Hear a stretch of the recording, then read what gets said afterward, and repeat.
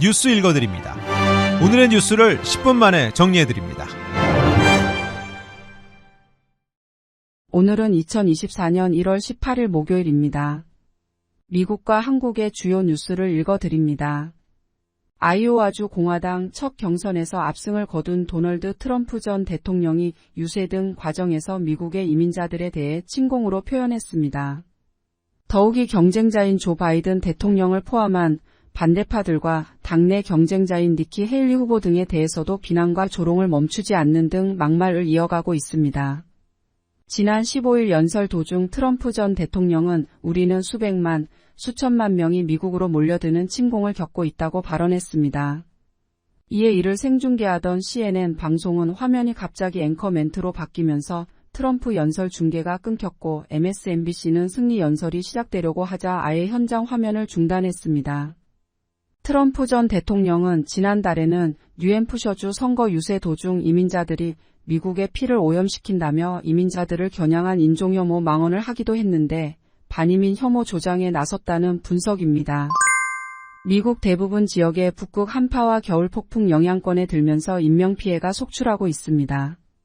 CNN은 지난 12일부터 닷새간 테네시주와 미시시피주, 아칸소주, 캔자스주, 오리건주, 뉴욕주 등에서 겨울폭풍 관련 사망자가 잇따라 보고돼 전체 사망자가 최소 33명에 달했다고 보도했습니다. 태평양 연안 북서부 워싱턴주와 오리건주에서는 평년에 볼 수 없는 북극 한파가 강타하면서 특히 피해가 컸습니다.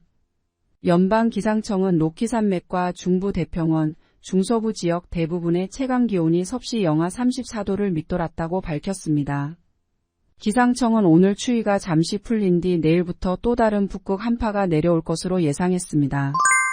미국의 프리웨이에 설치된 전광판에 사람을 웃기게 하려는 의도를 가진 광고 또는 홍보가 금지됩니다. 연방도로국이 지난달 발표한 표지판 및 교통통제장치 규제를 포함한 새 규정을 통해 각 주 정부들이 변경사항을 이행할 수 있도록 2년의 기간을 부여한 것으로 전해졌습니다.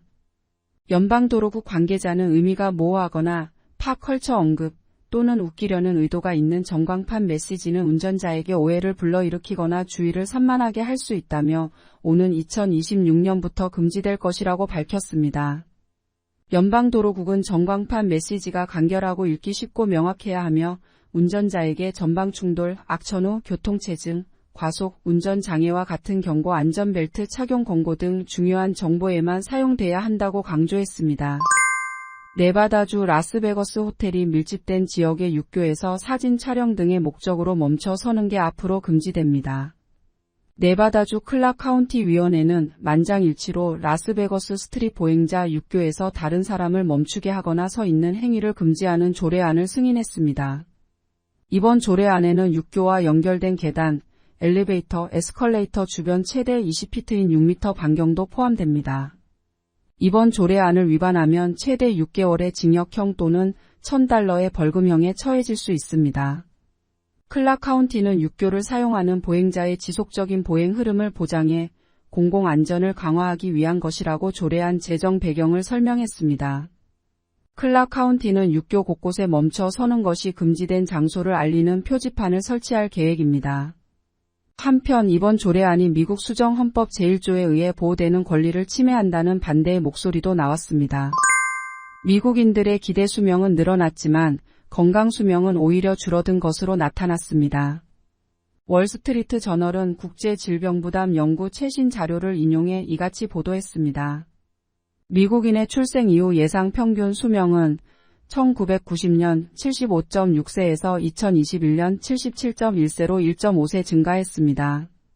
그러나 같은 기간 건강 기대 수명은 64.8세에서 64.4세로 줄었습니다. 미국인은 과거 평균 10.8년에서 최근엔 12.7년을 아프다 생을 마감하는 것으로 분석됐습니다. 월스트리트 저널은 노년기 건강 악화가 환자와 보호자에게 육체적, 정신적으로 큰 상처를 남기는 동시에 보건비용 증가 등으로 인해 사회적으로도 큰 부담이 될 수 있다고 지적했습니다. 한국 뉴스입니다.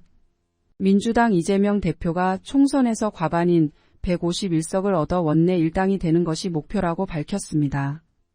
이재명 민주당 대표는 흉기 피습 사건 당시 부산 가덕도 현장 일정에 동행했던 기자들과 비공개 간담회를 가졌습니다. 이 대표는 절박하게 51% 이상을 하는 것이 목표라며 내 편이냐는 건 그 다음 문제라고 강조했습니다. 또한 지역구 의원이 지역구 그대로 나가지 어디를 가나라며 인천 계양을 재선 도전을 시사했습니다. 북한 최선희 외무상이 러시아 푸틴 대통령을 방문했다고 러시아 외무부가 공식 보도 자료를 통해 공개했습니다. 푸틴 대통령의 방북 일정을 조율했을 가능성을 시사했습니다.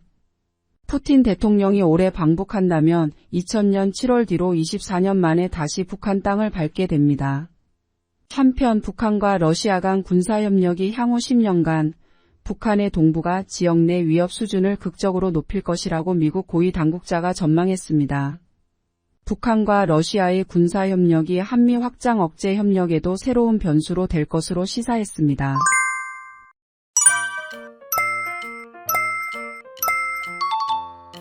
끝으로 날씨입니다. 남부 캘리포니아 지역 오늘도 차가운 날씨 예상됩니다. LA와 오렌지 카운티는 낮 최고 기온은 65도, 밤 최저 기온은 54도 보이겠습니다. 벨리와 인랜드 엠파이어 지역 낮 최고 기온은 67도, 밤 최저 기온은 46도 전망됩니다. 해안가 지역은 낮 최고 기온 64도, 밤 최저 기온 51도 예상됩니다. 산간 지역 낮 최고 기온은 56도, 밤 최저 기온은 25도, 사막 지역은 낮 최고 기온은 62도, 밤 최저 기온은 36도 전망됩니다. 오늘의 뉴스 읽어드렸습니다. 고맙습니다.